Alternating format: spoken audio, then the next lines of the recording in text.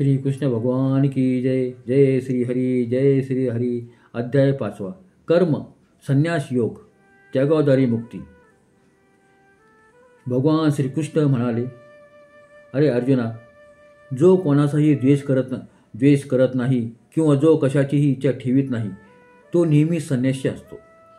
जो विरोधाभासापासून दूर आहे त्याची सहजपणे बंधनातून मुक्ती होते. तात्पर्य: गीतेत संन्यासी कोण ते पुन्हा पुन्हा सांगितले आहे. भगवे कपडे घालणारे किंवा एखाद्या संस्थेचे मुख्य पुजारी हे संन्यासी नव्हेत.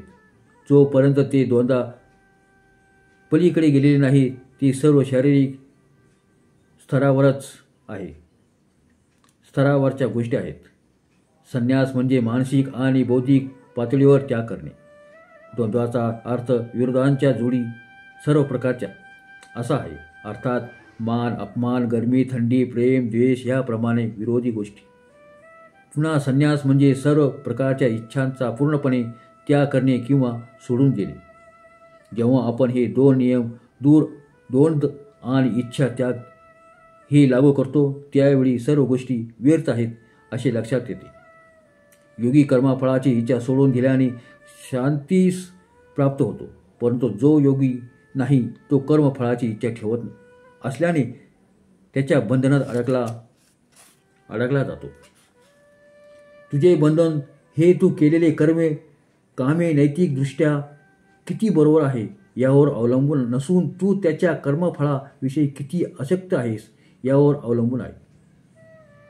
साख्य योगी हा सर्व कामे त्याच्या ह्या नवद्वारे असलेल्या शरीरावर सोडून देतो आणि मानसिकदृष्ट्या सर्व कर्माचा त्याग करून घेतो आणि जगत असतो.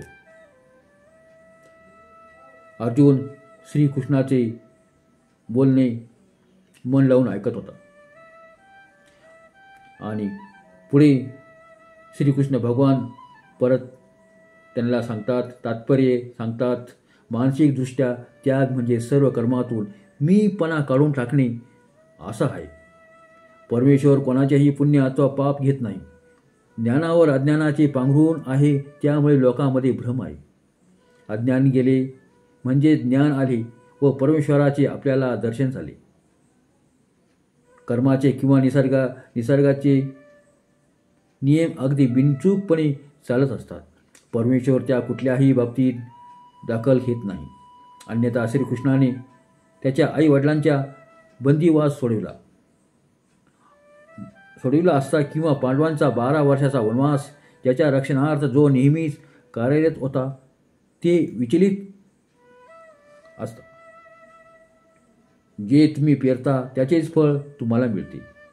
ज्याचे मन आणि बुद्धी परमेश्वरात एक झाली आहे व जो सतत परमेश्वराशी एकरूप असतो त्याची सर्व पापे ज्ञानाने नष्ट होऊन तुला पुनर्जन्म नाही. जो बाह्य विश्वासी आसक्त आहे व आत्म्याच्या आनंदात सदैव मग्न आहे तो स्वतःला पूर्णपणे ब्रह्मस्वरूप जाणून त्या ब्रह्मत्वाचा आनंदाचा उपयोग घेत असतो. इंद्रिय स्पर्शाने होणारे आनंद हे दुःख देणारे असतात.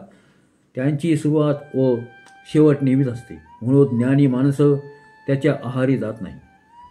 हे शरीर सोडण्यापूर्वी ह्याच आयुष्यात जो कोणी वासना आणि राग ह्यापासून निर्माण होणारे मनाचे गोंधळ सहज करू शकतो तो योगी आहे आणि तो सुखी मनुष्य आहे.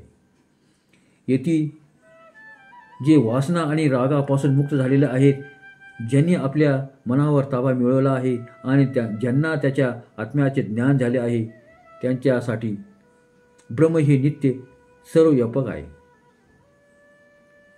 तात्पर्य: ज्ञानी आत्म्याचा स्वभाव कसा असतो? त्याचे मन आणि बुद्धी त्या परमेश्वराला एक झाली आहे.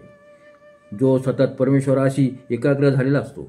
जो आपले विचार, बुद्धी आणि क्रिया या सर्वांनी परमेश्वराचा झाला आहे. जो सर्वांशी समानपणे वागतो आणि ज्याचा संशय दूर झालेला आहे.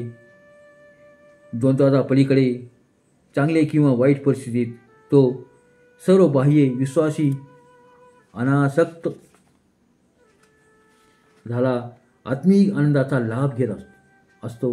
पूर्णपणे ब्रह्मत्वाशी एकरूप होऊन राहणे वासना आणि राग ह्या दोन्ही शक्तीपासून दूर ही सर्व स्वतःच्या विश्वासा स्वामी आहे.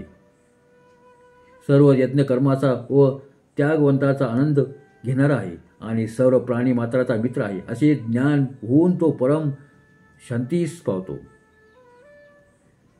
श्रीकृष्ण अर्जुनाला ज्यावेळेस ही सर्व काही सांगत होता त्यावेळेस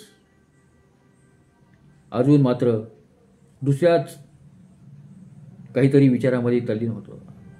त्याला ते पूर्ण कळेनाशी झाली होती. त्यावरच अर्जुन म्हणाला, जीवनमुक्त कोण आहे?